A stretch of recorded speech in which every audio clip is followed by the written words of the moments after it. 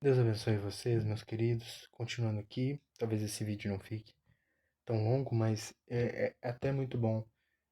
Temos apenas um para falar, né, do tema, que é a continuação do último, né?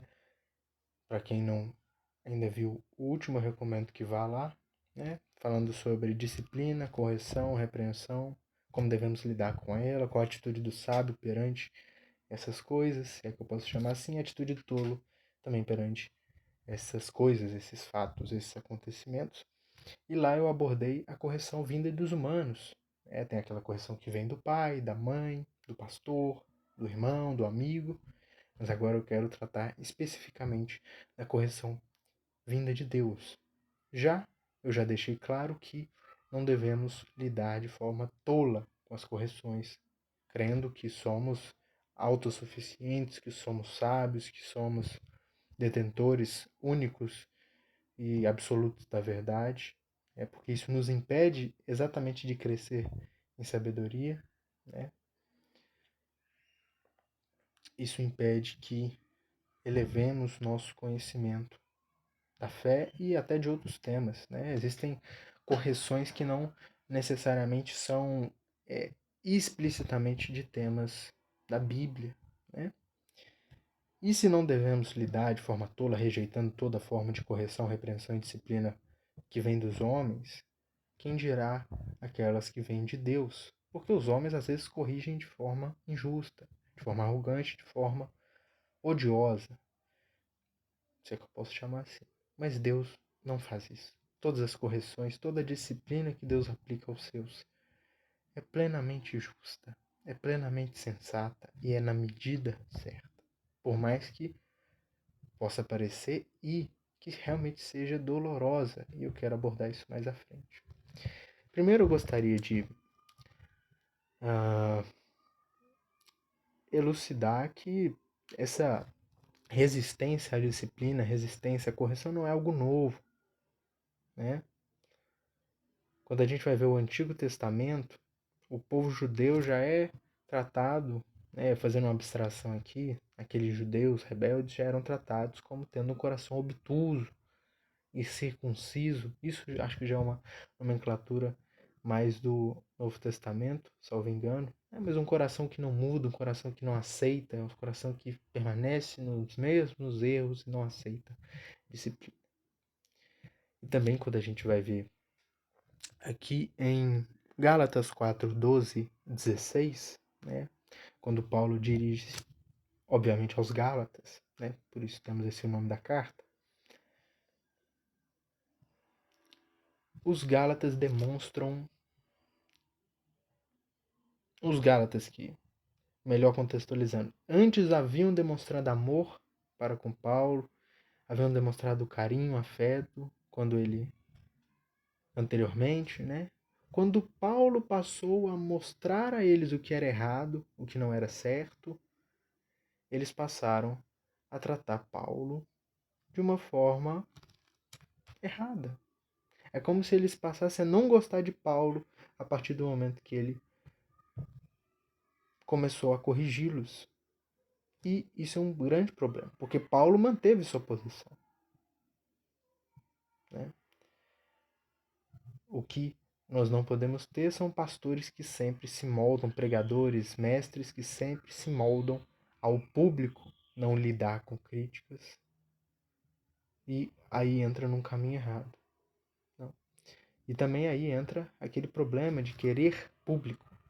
Aí é complicado, porque a pessoa que quer público muitas vezes vai perder o público quando passa a confrontar o pecado, quando passa a confrontar o erro, quando passa a expor que as pessoas precisam tomar suas cruzes, se é que eu posso falar assim, que cada um precisa carregar a sua cruz, precisa negar a si mesmo e seguir a Cristo.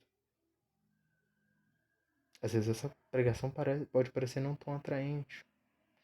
Aquele que sempre vai gostar do louvor, sempre vai gostar da palavra, mas quando é corrigido, quando é repreendido, não aceita. Só aceita quando é aquela amizade, que na verdade é falsa amizade. Como eu já elenquei anteriormente, no último vídeo, creio eu, ou ao menos no áudio que eu havia feito, Lembremos que no final, aquele que repreende terá mais agradecimentos que o bajulador. Mas como o objetivo desse vídeo não é falar sobre essas correções vindas de humanos, e sim aquelas vindas de Deus e como devemos lidar com elas, eu apenas citei isso para que possamos ver que essa resistência à disciplina, à correção, lembrando que Paulo era um apóstolo de Cristo, não é algo de hoje. E se a gente vê no passado que isso ocorre e aonde levou, principalmente com o povo judeu, povo hebreu, aonde levou essa resistência, essa intransigência, esse coração obtuso, temos a possibilidade de refletir, poxa, isso não levou a um lugar bom, vamos agir de forma diferente.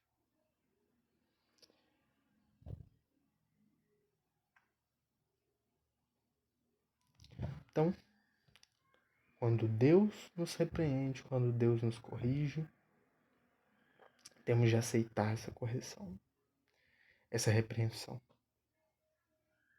Eu quero elucidar isso aqui em Hebreus, mas antes, fazendo o apelo, só não resistam a Deus. Por mais que Ele possa exigir renúncias difíceis ou dolorosas, por mais que as coisas possam parecer não fazer sentido, faz total sentido obedecer a Deus, mesmo quando não se pode vê-lo, quando não se pode ouvi-lo, quando não se pode nem sequer entender o porquê dele pedir tal coisa. Mas a fé não é você crer, acreditar e seguir naquilo que você pode ver, ouvir e entender. Tem muitas coisas na fé que nós não entendemos ainda, ao menos. Mas nós devemos crer. Se Deus nos corrige, isso tem um motivo. Se Deus nos disciplina, isso tem razão. E eu quero mostrar para vocês que isso é bom. Isso é um bom sinal. Se você sofre por ter amor ao nome de Deus, isso é ótimo. Porque assim sofreram nossos irmãos, que foram cerrados ao meio, que foram queimados vivos, que foram crucificados, por amor ao nome de Deus. E se alguém não sofre por amor ao nome de Deus, se alguém não recebe qualquer tipo de disciplina, isso é um mau sinal. E eu quero evidenciar isso aqui. Em Hebreus 12, 1 a 11. Agora passando para o Novo Testamento. Só. Particularmente, o que tem muito a ver com o que eu estou falando começa no versículo 5. Mas é tão lindo e tão importante para o que eu quero falar aqui, começar no versículo 1, que eu quero começar a ler a partir dele. Portanto, lembrando, Hebreus capítulo 12, versículo 1 ao 11. Começando aqui. Portanto, pelo fato de estarmos cercados por uma nuvem tão grande de testemunhas, ponhamos de lado qualquer impedimento, isto é, o pecado que facilmente impede nosso avanço, e corramos com perseverança a corrida que nos é proposta, contemplando o autor e consumador da nossa confiança, Jesus, que, em troca da obtenção da alegria que lhe foi proposta, suportou a execução em uma estaca, como um criminoso, desprezando a vergonha, e se sentou à direita do trono de Deus. Sim, pensem naquele que suportou tamanha hostilidade dos pecadores contra si mesmo, para que vocês não se cansem nem fiquem desanimados. Vocês ainda não resistiram a ponto de derramar o sangue na luta contra o pecado. É muito importante sabermos com quem estamos lidando, para entendermos exatamente por que temos de suportar a disciplina.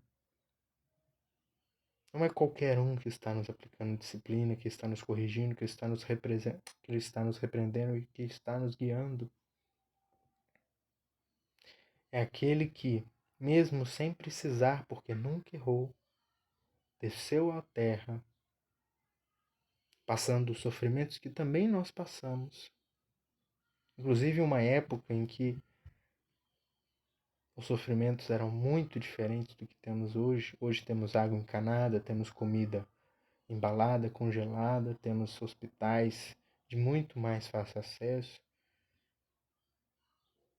veio a tal ambiente sem essas coisas, sofrendo, trabalhando, obedecendo a seus pais, tendo de passar por aquilo que eu e você passamos. Só, porém, com a diferença que ele nunca errou.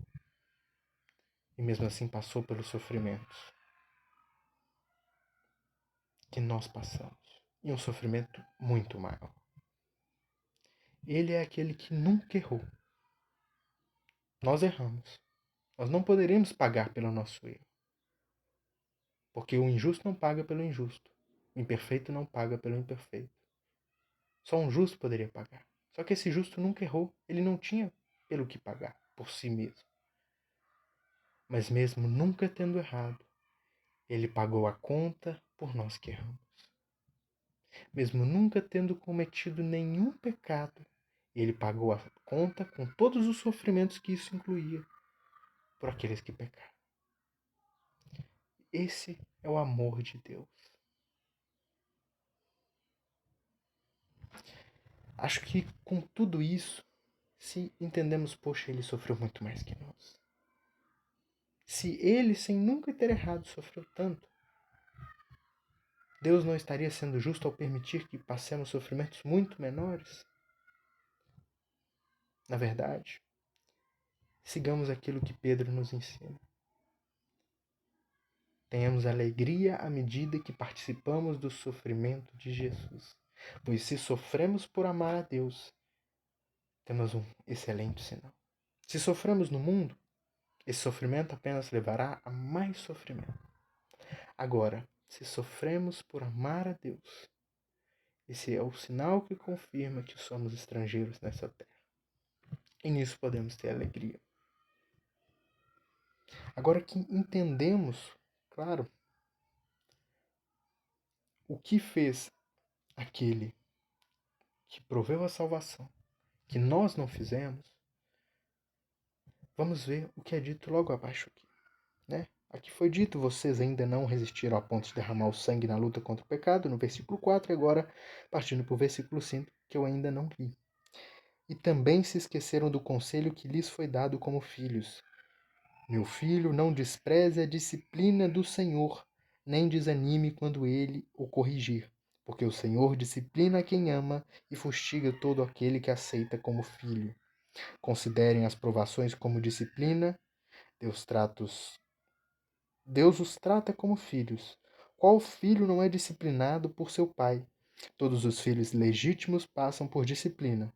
Então, se não passarem por ela, provavelmente são bastardos e não filhos legítimos. Além disso, tivemos pais que nos disciplinaram e nós os respeitamos. Quanto mais devemos nos submeter ao Pai espiritual e vivermos, porque eles nos disciplinaram por curto período. Aqui está escrito a da melhor forma que podiam. Possivelmente era I, espaço, da melhor forma que podiam. Vamos lá. A da melhor forma que podiam. Deus, porém, nos disciplina a fim de nos oferecer benefícios genuínos e nos habilitar a participarmos de sua santidade. E agora?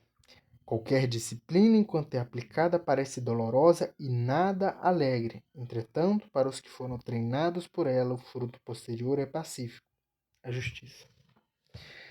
Isso aqui elucida muitas coisas. Nos mostra muitas coisas que, por hora, podemos ter dúvidas. Só corrigindo aqui. Primeiro, o fato de sermos disciplinados, de passarmos por provações, por sofrimentos, e sofrimentos enormes, o passo todo dia. Você que está assistindo, possivelmente, sendo cristão, passa sofrimentos diariamente, frequentemente, sofrimentos imensos. Isso só mostra que isso só serve como um sinal de que seja verdadeiro filho de Deus. Agora, se não passa por sofrimento, se não passa por disciplina, se não passa por provações, é muito sofrimento por amar a Deus, não sofrimento do mundo. É muito provável que seja um bastardo, que não seja um filho legítimo de Deus. Porque a vida do verdadeiro cristão aqui na terra é cercada de sofrimento, de dor, de perseguições. Aqueles que seguem a Cristo de forma genuína serão perseguidos. E, óbvio, a disciplina, enquanto é aplicada, parece, conforme já foi dito aqui, muito dolorosa, muito sofrida e nada alegre. Mas para aqueles que são treinados, são habilitados por ela, o resultado depois é excelente. É um resultado que nenhuma dádiva, nenhum presente, nenhum tesouro desse mundo se iguala. E qual é esse resultado? A justiça.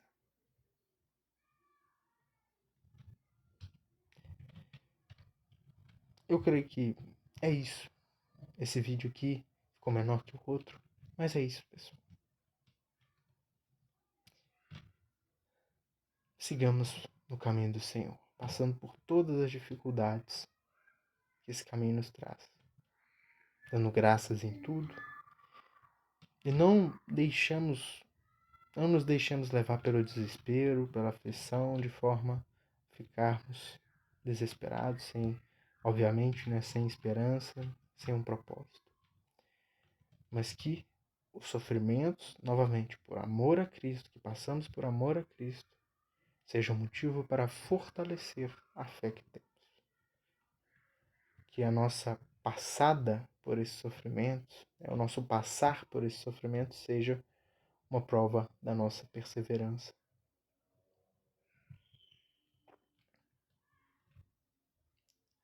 Que suportemos as dores enquanto possamos nutrir alegria por participarmos do sofrimento de Cristo. E creio que é isso. Finalizo o conteúdo desse vídeo por aqui. Apenas aqui, antes de encerrar de fato, eu gostaria de comunicar que eu estou buscando fazer algumas melhorias aqui, possível que o áudio esteja melhor aqui. Estou usando o microfone, buscando melhorar a qualidade de vídeo e também, claro, eu posso melhorar na didática, talvez a didática, a sequência dos vídeos não esteja a melhor ainda, mas o objetivo é sempre melhorar. Ainda estou começando agora a elaborar o roteiro, isso pode ajudar bastante, né? E eu acho que é muito útil isso. Quem quiser comentar aí alguma coisa, pedir algum tipo de ajuda, um suporte, tiver correções também, repreensões, ensinos, são muito bem-vindos. E que Deus abençoe grandemente a vida de vocês, imensamente. Paz.